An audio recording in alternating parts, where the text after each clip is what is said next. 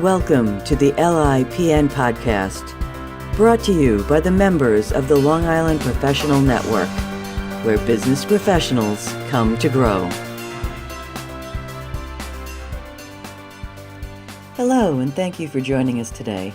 My name is Meryl Lochner, and I am the Principal Marcom Consultant and Podcast Producer for Smith Douglas Associates. As a member of the Long Island Professional Network, I was intrigued with some of the stories shared by the other members of our group. Every Wednesday, someone would tell us about one of their challenges, or one of their victories, or simply just share what they did and why they loved it. It was stories like these that made me realize that the LIPN was a perfect source for some great small business advice and would make a fantastic podcast. This episode is an interview with the two founders of the Long Island Professional Network, Kevin Seinfeld of Residential Mortgage Services, Inc., and Linda Leone of Realty Connect USA. Let's find out why they started the group and what makes it special. Thank you for joining us with the LIPN Podcast. I'm here today with Kevin Seinfeld and Linda Leone, founders of the LIPN. When did you learn that networking was an important part of growing a business? I actually learned that from Kevin Seinfeld, surprisingly. Kevin had been members, and he'll go into detail and tell you, he had been a member of, I think, 2 networking groups prior to us joining a group together in Valley Stream. I found out that he has gained some business and gained a fellowship with other members. It was an asset to your own business, surrounding yourself with other professionals that could help you solve other problems that arise in your own business. Kevin. I got into networking about 15 years ago. I was in a small startup group with only 3 people out of the Landmark Diner in Port Washington, where I live. And it wasn't really going very far, but we met once a week. We just talked about our businesses and brought up ideas on how to help each other grow their business. And then that group grew to another group where we had about 15 people. But we never could get the group higher than 15 people. It would go from 10 to 15, maybe down to 8, up to 16. And then I told Linda about it, and we proceeded to join a group in Valley Stream where the group was up to 25 people. My take always on networking is real simple. I'm a morning person. You meet early in the morning, and it's like having an appointment. And I go to every meeting with the anticipation of being able to give a referral or receive a referral, just like you go to a meeting or set up an appointment with a client. How have you found networking beneficial to your company? How has it given you better business? How has it educated you in what other people are doing with their businesses?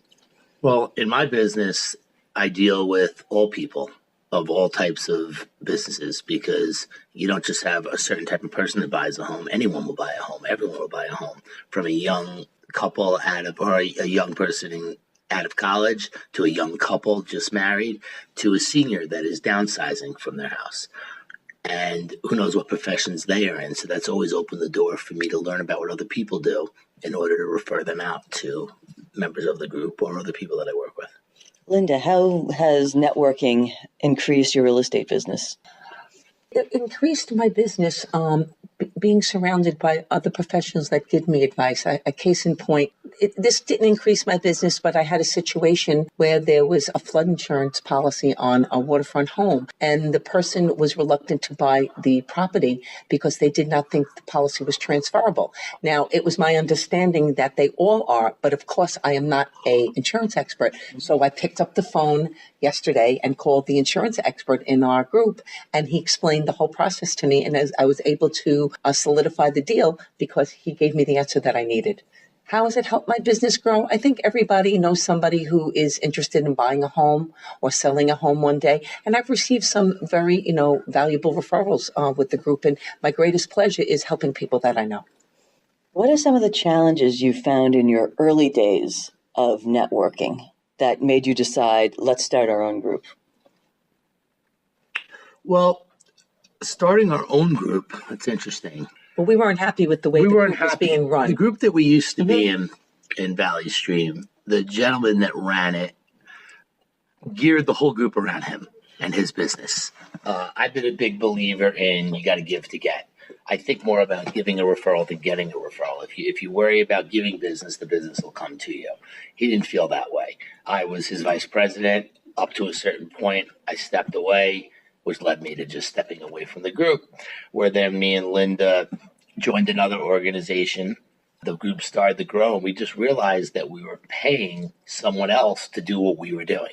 And we just decided we didn't need to pay someone else. And with about 8 members left in that group, me and Linda took it upon ourselves to sort of gear ourselves in a different direction and start our own group. And we're now up to almost 25 members. There are a lot of networking groups on Long Island.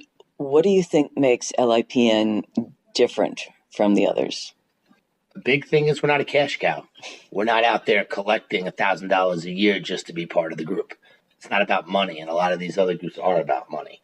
I think that this group is about cultivating relationships, getting to know people. When we do our one-on-ones, I don't just do a one-on-one to talk about what you can give me or what I can give you. I learn about the person, because it's not just the business that you can give someone, it's the people that they know.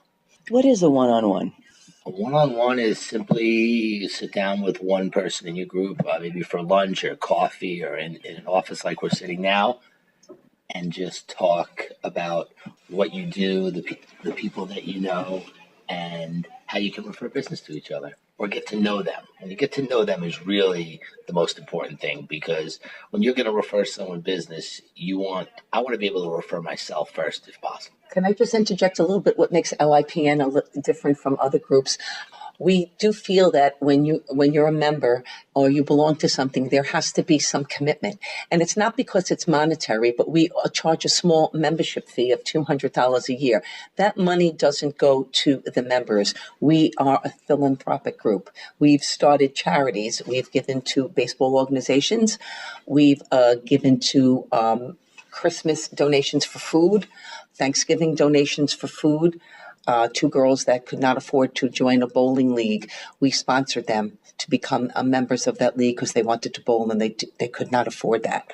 What were some of the other things that we did? We did a relay race for not a race, a 5K. 5K for cancer, a cancer walk for the JCC in Roslyn. Right. So we try to give back somehow, and we're always looking for avenues to be able to give back. How do you find new members? How do people learn more about the LIPN? Where do most of your new members come from? Well, we see professional people on a daily basis, and I think we try to make a relationship with someone and see if they're a great fit for the group, to see if that profession's not covered. And we'll invite members privately. But we have a great website, meetup.com, and we've gained many members from meetup.com. It wound up being a great source. Also, we have done membership drives where we've had the members of the group invite guests, where we've brought in about 10 to 15 new potential members to meeting. We do these meetings twice a year, and we probably gain about 2 to 3 members per membership drive that we have. So membership is exclusive to one member of each particular niche in various markets. How does that work to the benefit of the group? We keep it like, for instance, I'm in the mortgage industry. So if I am the only mortgage professional in the group, the business will then be referred to you. You don't have multiple people there because it's about expanding in each profession, not by volume of people per group. So it's not to have 5 realtors in the group. It's to expand to mortgages, real estate attorneys. It's almost creating also power groups. That's also the benefit of that. But at the same time, like we talk about having only one mortgage professional or one realtor, that's not the case. Like, I handle residential mortgages. I handle single to 4 family homes. We have a member in the group that handles everything beyond that. I can do that, but that's not what I specialize in. Just like Linda is a residential realtor, but she can do commercial, but doesn't specialize in it. So therefore, the group would be opened, as we are now, to having a commercial realtor. How does the typical meeting work? If someone came in to check out the meeting, how does a regular weekly meeting work? They start out, everyone arrives at 7 a.m. and they mingle for maybe 15, 20 minutes before we sit down and we start the group, where our president will discuss her agenda, whatever it may be that she has on her schedule to discuss with the group. It will lead into a treasurer's report, philanthropy report, as well as an educational tip. That usually lasts for about 15, 20 minutes. Then we'll go around the room and we'll do what we call an elevator speech, a 30-second pitch on what you do. And what that is if you essentially walk into an elevator and there's someone else there, you're only given a certain amount of time before the door opens, right? So the logic behind that is you have 30 seconds to tell that person what you did, maybe make yourself different from someone else that will let them remember what you do. That's why we also have taglines. Everyone should have a tagline so that at the end, like Linda's tagline is selling houses and creating homes. Everyone remembers that because she says it all the time. And that will keep her in your mind and remind you of her when you're thinking of possibly someone buying a home. Since you've started, what's changed with the group? How has the group evolved? Well, we've grown to a valuable amount of people. I think the people that are in there, we've done a great job in recruiting, and I think everybody that is in the group is very committed. We have lost people this year, but for various reasons. It is a big commitment to come at 7 o'clock every morning on Wednesday morning, but it has evolved to a very committed group. We were always committed. It's funny I should say that, because even when we were at 8 people, it was 8 committed people. It was just always just getting through that hurdle. Some people don't like to walk in. It's very strange when we started, when you're sitting there at breakfast with 3 people and you said we're part of a group. It's hard to get those first group of people to come in, because when people come in, they want to be wowed.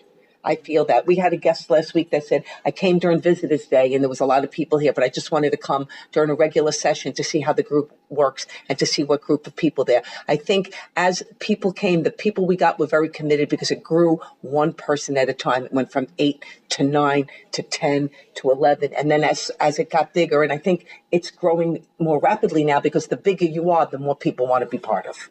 One thing we don't want is we're not looking to be a group of 40 or 50 people. Some of the larger organizations encourage that. Why? Because when each member is paying $1,000, the more people in the group, the more money they make. I want to see us grow from within.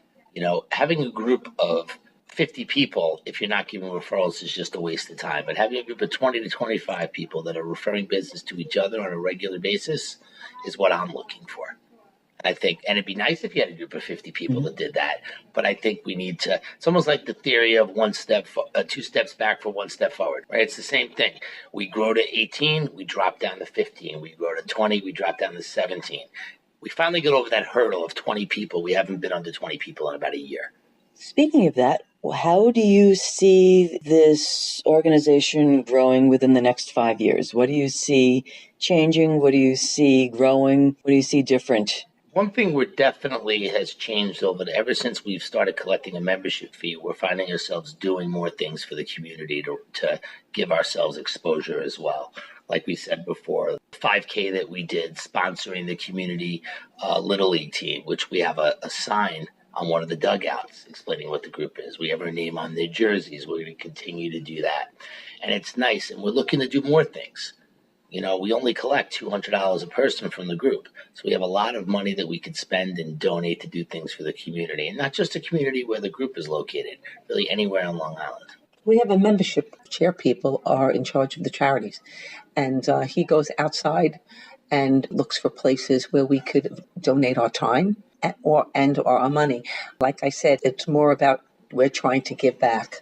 And it's not just the group. We like to involve our families. Some of us have young children. Some of us have children that have children, and we want to get them involved. When we did the recent JCC walk, we probably had half our members show up, but our group was probably 3 times that amount if you included the kids and the strollers and the significant others, husbands, wives, and such. For someone who is just starting out in their own business and has never really been to a networking event before, what's some advice for someone who is just starting out? You have to give it time. have to build the relationships just like in anything. You can't just show up to a meeting and wonder, when am I getting my next referral? I think that's the worst attitude someone could have. I always tell people, show up and try to learn how you can give referrals. Exactly. If you give referrals, you'll get referrals. It's a simple formula. I think what we're also trying and what we're working on right now, we do various drills to try to listen to what other people's needs are. There's some professions that the referral isn't as easy to give. And that's what we're working on right now. We know there are members in the group that don't receive as many referrals. And I believe it's because we're not knowledgeable enough on how to do it. So that's what we're trying to create right now, trying to create an atmosphere where we understand what some other people's needs are. Again, for people who are just starting their own businesses and they're afraid, well, I've just started, I can't give you referrals. How can I be a part of an active and vibrant part of your That's group? not true. Anyone could give a referral. Mm-hmm. To me, when someone says, what's the best member for your group?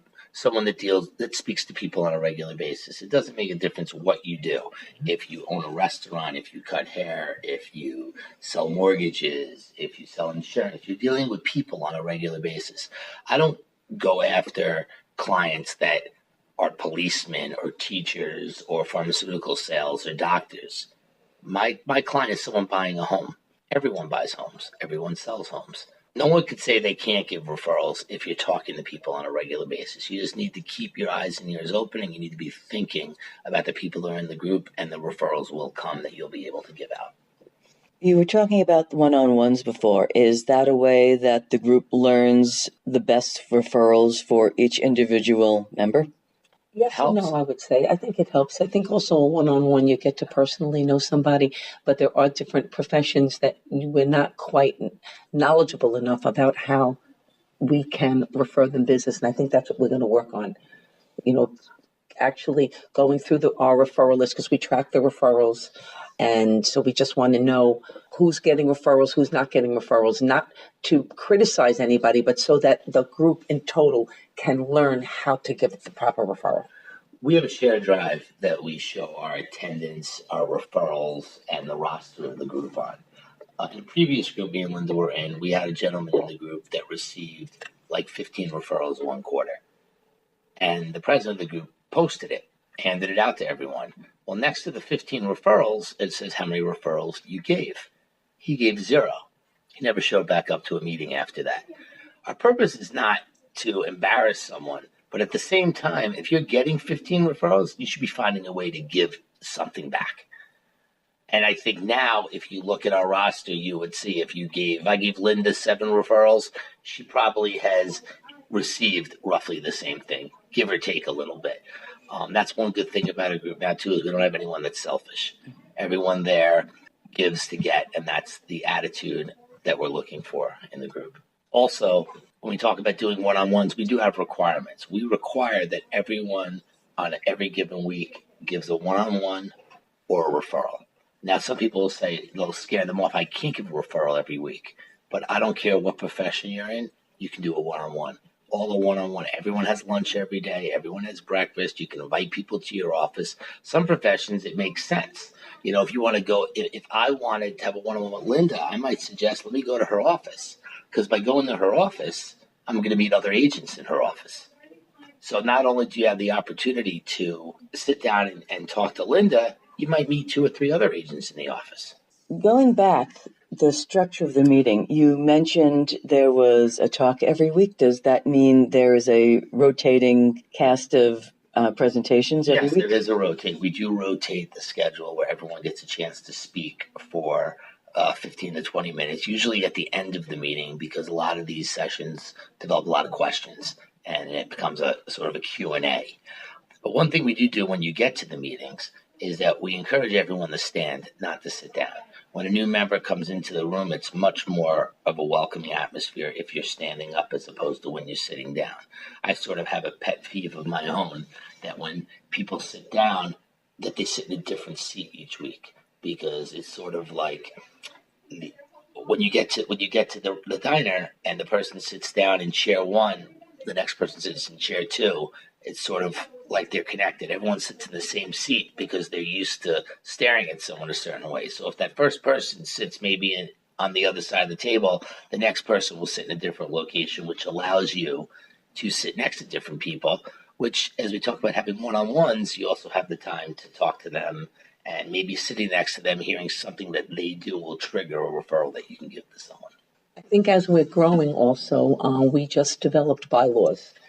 I think it's important to have structure. Any organization has structure. When you work, the office that you work in has rules. There's protocol to follow everywhere in life. So we now just established a group of bylaws. We just worked on them, that we're going to have an attendance protocol. When we talk about attendance protocol, we don't want anyone to feel you have to come.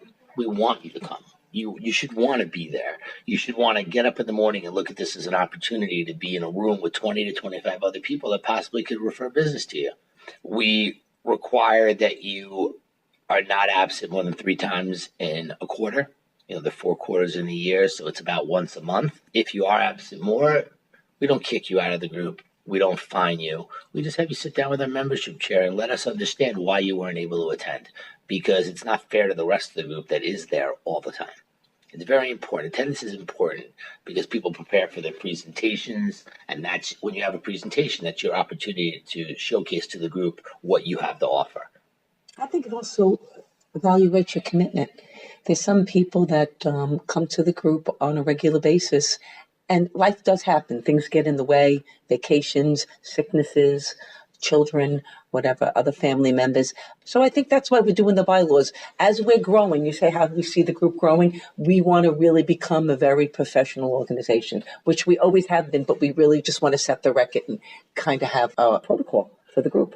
Other groups allow you to have the occasional substitute if you can't make a meeting. Is this something that you allow? Yes. Yes. Mm-hmm. We have certain members. We have one member that works for a local credit union, and he's a branch manager, and he has a sales meeting once a month. So he obviously cannot make it. He sends someone. That person is now sort of, how could I say, we've sort of adopted him as a member, Yeah, we like even him. though they're one member. Mm-hmm. But he's there. If you look at the attendance of this person, he's there every week. If he's not, someone else is, and we encourage that. Now, in businesses such as mine and Linda's, I might not want to send another loan officer, so I do my best to make sure that I'm there. But we do encourage that people send someone in their absence. Well, we were talking about elevator pitches before. What's the LIPN's elevator pitch? We are a group of like-minded professionals that are looking to refer business to each other. We are open to any and all types of professions that deal with people on a regular basis. By speaking with people on a regular basis, you'll always open up the opportunity to possibly refer them to other members in the group. It was a pleasure speaking with you both. Have a fantastic week, and thank you. Thank you for listening to the LIPN Podcast, brought to you by the Long Island Professional Network and produced by Smith Douglas Associates. To learn more about the LIPN, visit our website at lipn.org or join our meetup under Long Island Professional Network.